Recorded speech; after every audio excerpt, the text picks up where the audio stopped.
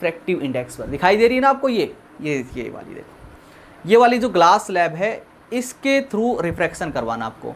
क्योंकि ये जो ग्लास स्लैब है अपने पास में ये कैसी है पहले बताओ। ग्लास का बना हुआ है और एक स्लैब है रेक्टेंगुलर से। हेलो बच्चों, कैसे हो? आशा करते हैं अच्छे ही होंगे।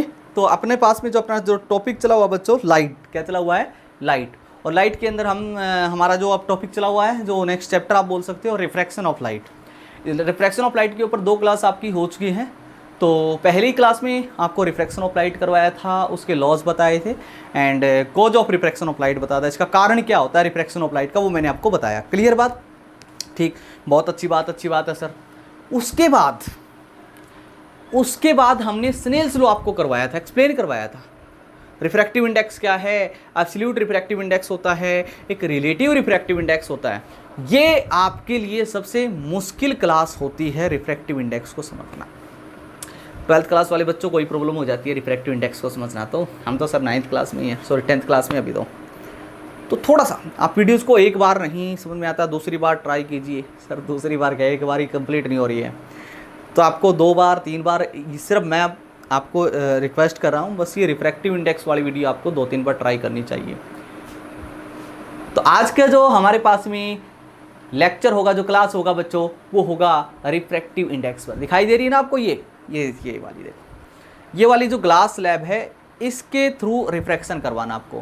क्योंकि ये जो ग्लास स्लैब है अपने पास में ये कैसी है पहले बताओ। ग्लास का बना हुआ है और एक स्लैब है रेक्टेंगुलर शेप में, ठीक है ना। रेक्टेंगुलर इसलिए बोल रहे हैं, ये जो शेप है रेक्टेंगल शेप है, वैसे क्यूबॉइड है। क्या बच्चों? क्यूबॉइड है। अब इसके अंदर से लाइट को आपको पास करवाना है। अब जैसे कि मैं आपको बोलूँगा कि हम लाइट को यहाँ से पास करवा रहे हैं, यहाँ से देखिए, तो यहाँ से लाइट निकलेगी दूसरे फेस से, या फिर ऐसा सोच लो, ऐसे ले लो आप इसको, यहाँ से लाइट को एंटर करवाएंगे बच्चों, यहाँ से लाइट को एंटर करवाएंगे इसके यहाँ से, दिखाई दे रहा है ना, यहाँ से। तो यहाँ से लाइट निकलेगी, यहाँ से लाइट को एंटर करवाएंगे, यहाँ से लाइट निकलेगी अपने पास में, यहीं से निकलेगी लाइट। समझ में आ रही बात? क्लियर है ना? समझ में आ रही बात है? ओके। देखिए, जैसे मैं आपसे कहता हूं कि कोई भी एक स्ट्रेट लाइन जा रही है, ये वाली स्ट्रेट लाइन दिखाई दे रही है ना आपको? बिल्कुल। अगर मैं यहां पर एक ग्लास स्लैब रख देता हूं, ये वाली, ठीक है ना, ये वाली एक कोई भी ग्लास स्लैब रख देते हैं, तो यहाँ से यहाँ पर देखिए इस तरीके से ये ग्लास स्लैब रख दी, इसके ऊपर लाइट को इंसिडेंट करवाएंगे, तो लाइट का कैसे पाथ होगा, वो कैसे जाएगी, इस चीज़ को हमें पढ़ना है। इसका एक्सपेरिमेंट भी मैं आपको कराऊंगा, ठीक है ना। इसका एक्सपेरिमेंट भी आपको कराएंगे ग्लास स्लैब के थ्रू रिफ्रैक्शन, ग्लास स्लैब के थ्रू रिफ्रैक्शन, वो नेक्स्ट वीडियो में आपको बताएंगे, ठीक है ना। बट उससे पहले आपको ये थ्योरेटिकल चीज़ आपको अच्छे तरीके से पढ़ लेनी है। समझ में आई बात? क्लियर है? तो स्टार्ट करते हैं रिफ्रैक्शन ऑफ लाइट, ठीक है। ओके बच्चों, चल देखो, हमारे पास में एक ग्लास की स्लैब ले लेते हैं, ये ग्लास की स्लैब ले लेते हैं बच्चों। देखिए ये ग्लास की स्लैब ले लेते हैं, ग्लास की बनी है ये, और ग्लास का रिफ्रैक्टिव इंडेक्स मैंने आपको बताया हुआ 1.5, रेयर मीडियम होता है, एक डेंसर मीडियम होता है, ये मैंने आपको बताया हुआ। ग्लास स्लैब है बच्चों, और इस ग्लास की कुछ न कुछ तो थिकनेस होगी, मान लो T, अगर जरूरत पड़ी तो यहाँ पर देखो ग्लास स्लैब के थ्रू यहाँ पर कोई भी रे को ऑफ लाइट को इंसिडेंट करवाया जाता है। ये हमारे पास में क्या हो गई? Incident ray. अगर एग्जाम में आता है ना बच्चों, तो इसका रे डायग्राम बनाना आता है, एग्जाम में रे डायग्राम बनाना होता है। ओके, चलिए, अगर अपने पास में ध्यान से देखें थोड़ा सा, और मैं इसको इस तरीके से इंसिडेंट करवाता हूँ। क्लियर? अगर यहां पर कोई ग्लास की स्लैब नहीं होती तो ये रे ऑफ लाइट ऐसे जानी चाहिए थी बच्चों, बिल्कुल straightly. This is the direction of this incident ray, this is the direction of incident ray, यही अपनी इंसिडेंट रे की डायरेक्शन। बट होता क्या है, जब लाइट को यहां पर गिराया जाता है तो इस सरफेस पर, यानी कि बाहर आपके पास में एयर है और ये कोई ग्लास की स्लैब है, तो लाइट अभी भी एक rare medium to denser medium जा रही है। तो आपको पता है यहां पर मैंने एक नॉर्मल ड्रॉ किया, नॉर्मल के साथ जो भी एंगल बनाती है उसको इंसिडेंट एंगल बोलते हैं। बट रे ऑफ लाइट यहां पर रिफ्रैक्ट होगी, यानी कि अगर light rare to denser medium जाती है तो towards the normal light bend हो जाती है। तो नॉर्मल की तरफ बेंड होगी, इधर नहीं जाएगी, नॉर्मल की तरफ बेंड हो गई। इसको रिफ्रैक्टेड रे बोलते हैं। और रिफ्रैक्टेड रे जो भी एंगल बनाएगी हमारे पास में नॉर्मल के साथ, उसको हम रिफ्रैक्टेड एंगल बोलते हैं। कौन सा एंगल बोलते हैं? Refracted angle. अच्छी बात है सर, बहुत अच्छी बात, इसको रिफ्रैक्टेड एंगल बोला जाता है। अब यहां पर आ गई है, रिफ्रैक्टेड रे हो गई। अब फिर से यहां पर इसका क्या होगा बोलो? रिफ्रैक्शन तो होगा। अब फिर से मैंने यहां पर क्या ड्रॉ किया? एक नॉर्मल। अब देखिए लाइट कहाँ से कहाँ जा रही है, डेंसर से रेयर क्योंकि इंटरफेस आ गया, फिर से रिफ्लेक्शन होगा लाइट का। ये एंगल भी अपना आर होगा, ये आर था तो क्योंकि अल्टरनेट एंगल, क्योंकि पैरेलल सरफेस है ना इसके स्लैब के, तो ये और ये पैरेलल लाइन होगी तो ये अल्टरनेट एंगल हो जाते हैं। तो अब लाइट कहाँ से कहाँ जा रही? ग्लास एयर में। अब लाइट ऐसे नहीं जाएगी, अब ये अवे फ्रॉम द नॉर्मल हो जाएगी, away from the normal, normal से अवे हो जाएगी, क्योंकि अब ये डेंसर से रेयर जा रही है। मैंने आपको बताया है लाइट रेयर से डेंसर में जाती है, टूवर्ड्स द नॉर्मल बेंड होती है।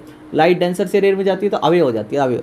और ये हमारे पास में जो रे रिफ्रैक्शन के बाद बाहर निकली है अपने पास में, इसको आप बोल सकते हो इमर्जेंट रे।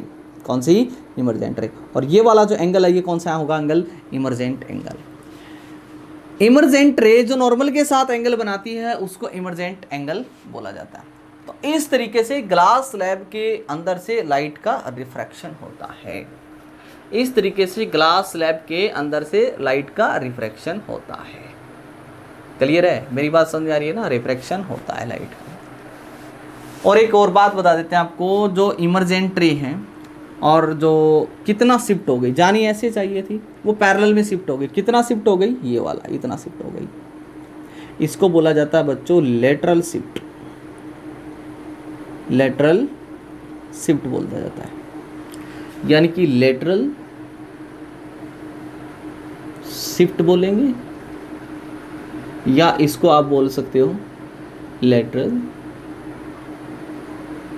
डिस्प्लेसमेंट। ओके, ये होता क्या है? Lateral shift is the perpendicular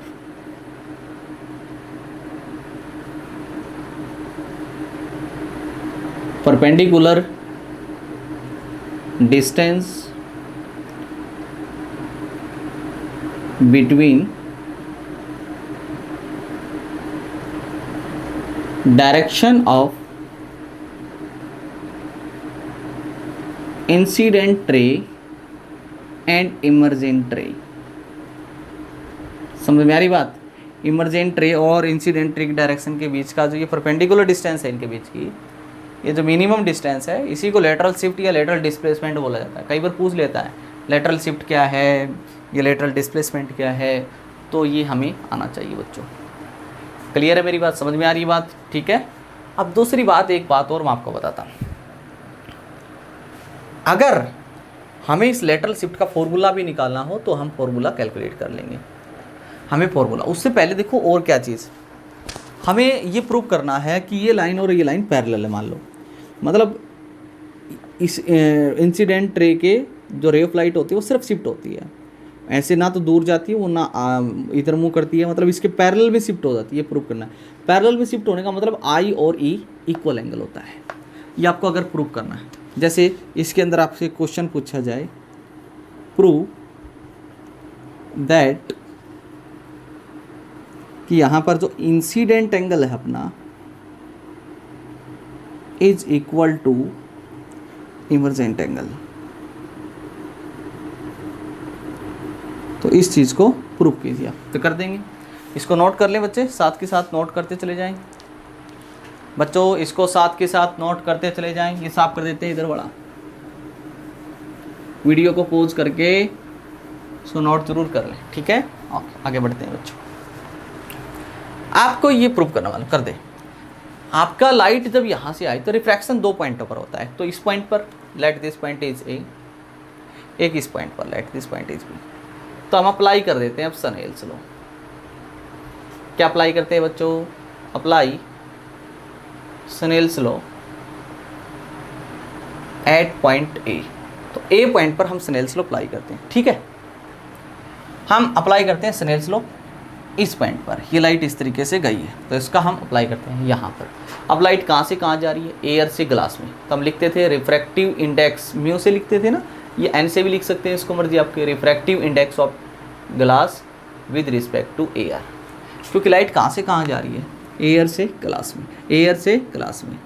तो ग्लास का refractive index with respect to air is equal to हम लिख सकते हैं sine i by sine r. मैंने आपको आई साइन के बारे में थोड़ा सा इंट्रोड्यूस करवा दिया था आपको, क्लियर। ओके, इसको क्या लिख सकते हो, मैंने आपको बताया था refractive index of glass by refractive index of air is equal to आ गया अपने पास में बच्चों sine I by sine R. इसको इक्वेशन नंबर फर्स्ट मान लेते हैं। अब हम फिर से अगेन अप्लाई करते हैं बच्चों स्नेल्स लॉ।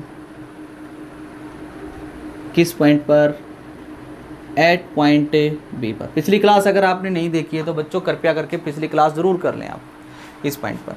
अब लाइट यहाँ कहाँ से कहाँ जा रही, ग्लास से एयर में। तो एयर में जा रही है तो लिखेंगे refractive index of air with respect to glass is equal to sine of glass ऊपर, तो एयर यहाँ पर कितना एंगल बन रहा है ग्लास में, साइन आर बाय एयर में कितना बन रहा है, ई साइन ए। इसको फिर से क्या लिख सकते हैं, refractive index of air, air का refractive index by refractive index of glass is equal to sine are by sine A. ये आ गई, ये इक्वेशन नंबर 2 आ गई। क्लियर है बच्चों, ये इक्वेशन नंबर 2 आ गई। हमारी जो इक्वेशन फर्स्ट और सेकंड है उसको आपस में मल्टीप्लाई कर देते हैं।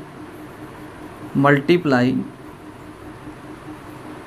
The equation first and second, we get, क्या देखिए इस फर्स्ट इक्वेशन की जो लेफ्ट हैंड साइड में है और सेकंड की जो लेफ्ट हैंड साइड में उनकी मल्टीप्लाई करो। इसका लेफ्ट हैंड साइड में है refractive index of glass by refractive index of air गुणा में refractive index of air by refractive index of glass is equal to, तो राइट हैंड साइड में इसका है और इसका उसकी मल्टीप्लाई करो। यहाँ पर है बच्चों sine i by sine r गुणा में ये है अपने पास में sine are by sine E.